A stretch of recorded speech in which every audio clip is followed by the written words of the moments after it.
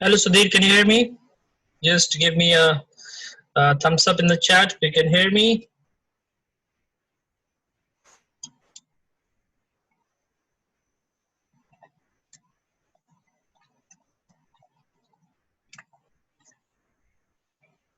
Great. Okay. So without much wait, let's move on to our today's topic. What we are going to do today is, I told you, we will be going into the details of the topics which have been asked in our AIIMS exam until now. So very briefly, I'll take the first two main topics that we had given out in the list, where I'd only mentioned the questions which have been asked till now. I'll go into the details of the subtopics which have been appearing in our exam. All right. So starting with the general biochemistry. In the general biochemistry section, question on the subcellular organelles. All right, and particularly in terms of which enzymes are there, which pathways are there in which particular compartment. This is the very frequently asked question. Another important point which can be asked is the markers. How to identify the different compartments, organelles, with the help of markers. So this is one thing in the general biochemistry section. Moving on to the pH part. Frequently, we have seen the question on the titration curve. This titration curve is typically the titration curve of the amino acids, and various points are mentioned about this titration curve, where you have to tell which of the statements is true or which of the statements is false. Second part which is given is, you are given the concentration of H plus or the OH minus, and you are supposed to calculate the approximate pH from those values. So these are somewhat repetition, or you can say revision of your 11th 12th chemistry, but when we are doing those questions, we'll go through them, how to approach the question, how to quickly arrive at the answer. Another part from the pH only is the buffers and the acid base imbalance. This is another important question, very frequently asked, and if you're not careful, it is quite likely that you may end up making a mistake. So if you look at them carefully, it is very easy to solve. So two main types of questions coming in from here. Number one, what are the different types of chemical buffers, their characteristics? They have been asked as which of the following is true, which of the following is false, which of the following is not a characteristic of a particular given type of chemical buffer. So types of chemical buffers and their characteristics, that's one. And second, more frequently you are asked about the different types of imbalance and whether the compensation is there or not, whether the compensation is there or not, that part is asked. For this, we typically get three values: the pH, the PCO2, and the bicarbonate. So when we do these questions, we will see how to determine the type of imbalance, whether it is the acidosis, alkalosis, that is metabolic in nature, whether it is respiratory in nature, and whether compensation is there or not. Okay, then moving on to the carbohydrates. Now, like I had said, when we are discussing the breakup of the questions, we had said carbohydrate is a significantly important topic. A lot of questions are coming in from the carbohydrates. So starting with the chemistry, the properties of the important disaccharides, particularly the lactose. And why lactose? Lactose is important because it is associated with one of the very important disorders, that is lactose intolerance. We know about the lactose intolerance. It is very frequently asked in the exam. So we should know about the lactose intolerance. Then properties of the different glycosaminoglycans and the proteoglycans. So we'll see what are the glycosaminoglycans, what are the important properties, how they combine together to make up the proteoglycans, and lastly, the clinical picture of the mucopolysaccharidosis. When the glycosaminoglycans accumulate, the condition is known as mucopolysaccharidosis. So we'll talk about them also. What are the important clinical features? What are points to keep in mind when we are talking about the mucopolysaccharidosis? the clinical picture.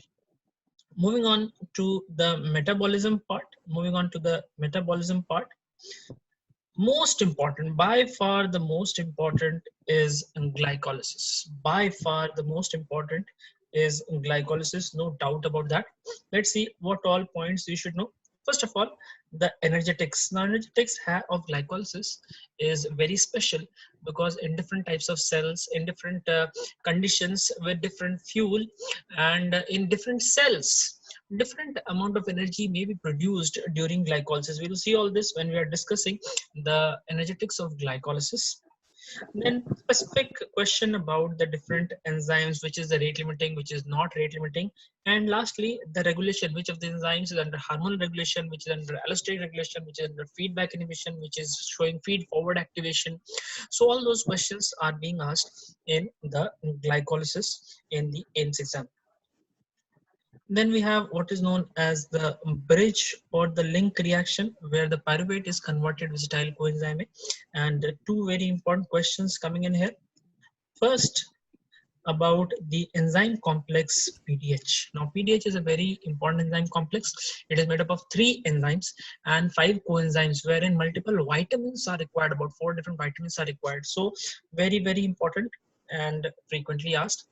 And if the PDH is not working properly, then what we get to see is the lactic acidosis. So various conditions are mentioned, and it is asked which of the following can cause lactic acidosis, which of them cannot cause lactic acidosis. So that is second part. Then we come to the TCA cycle. Strictly speaking, it is not a part of the glycogen metabolism because it is the final pathway for all the macromolecules, but commonly I discuss it with the carbohydrate metabolism. It comes in the flow from the link reaction. We can directly jump to the TCA cycle. It also helps us in understanding the gluconeogenetic pathway. So TCA cycle, I'll discuss here. 3 things to know here. The intermediates, meaning each of the substrates of the TCA cycle. So it's one of those pathways where you need to know all the reactions. That is how you will remember all the intermediates. Then the inhibitors, 3 very important inhibitors in the TCA cycle. You should know where they are acting, what are the target enzymes, and what is the mechanism of inhibition. And lastly, most important is the anaplerotic reaction. Which of the reactions of the TCA cycle are the anaplerotic reactions, and what do you mean by anaplerotic reactions? So this is something which you should know. Moving on to gluconeogenesis. Questions on the different enzymes. Which enzymes are strictly required for gluconeogenesis? What are the substrates for gluconeogenesis? And a little bit about regulation. All these questions have been asked from gluconeogenesis over the years in AIIMS exam. The enzymes, the substrates, and regulators. We'll take a look at the questions when we go through them. Then we come to the glycogen metabolism. One part of glycogen metabolism which is frequently asked is the enzymes and their regulation. That's one. But by far, the glycogen metabolism is the most commonly asked clinical case scenario in the AIIMS exam from the biochemistry section. The glycogen storage disorders are almost always there in each of the paper. One question every year is there from the glycogen storage disorder from in the AIIMS paper. So when you're doing this, we'll see how to identify the different types of glycogen storage disorder, how to distinguish between type 1, 2, 3, 4, 5, 6, etc. What are the characteristic features, how and when you're going to suspect that you're dealing with the glycogen storage disorder. So these are the points which we'll take a look at. Then no question from the HMP shunt, no question from galactose metabolism, but twice we have had clinical cases from the fructose metabolism. Scenario is given and you're asked to identify what is the likely condition from which the patient is suffering, and both the times that has been the hereditary fructose intolerance. So we'll see how to distinguish between the different neonatal environment of metabolism for the carbohydrates. And then the last very important point are the glucose transporters. Here you need to know 2 things. what are the different types of glucose transporters, which is active, which is facilitative, whether it is primary active, secondary active, whether it is uniporter, symporter, antiporter, those things we should know. And what is the location of the different types of transporter? For example, where do you find the GLAT2? Where do you find the GLAT4? What is the location of GLAT5? So these questions are asked in the AIIMS exam. So very easy 4 marks and very easy to make a mistake also here. The last thing that I'll mention today is the biological oxidation.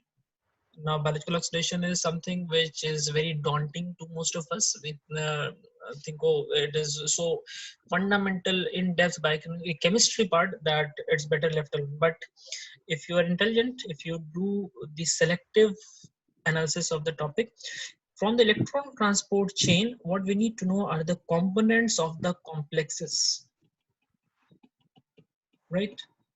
And second, which you anyway do, are the inhibitors for the different complexes, complex 1, 2, 3, and 4. Here you should also know the names of the complexes, because frequently they will not give the number of the complex, rather they will talk about the name of the complex.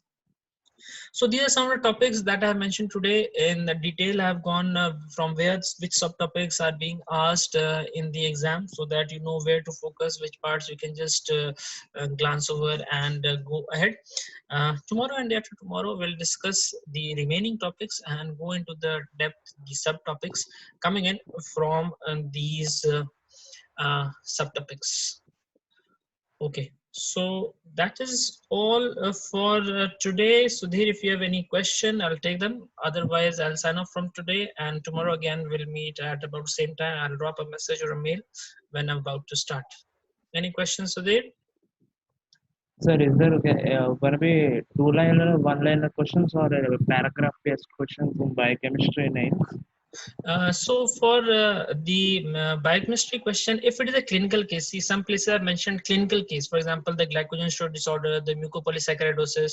In that case, we get the paragraph like thing, just like a clinical case, all the feature, at what age the child is coming, whether it is coming to the emergency or the ward, what are the different features, what biochemical test you performed, all that is given if it is a clinical case. Otherwise, mostly we are getting one-liners. The only thing where we can have long question is when a certain statement is there and you are supposed to identify which of the given statement is either true or false. In that case, the options may be lengthy. Yes, But yes. except for these two, if you leave out the clinical case and true false questions, we mostly have one-liner questions in biochemistry section.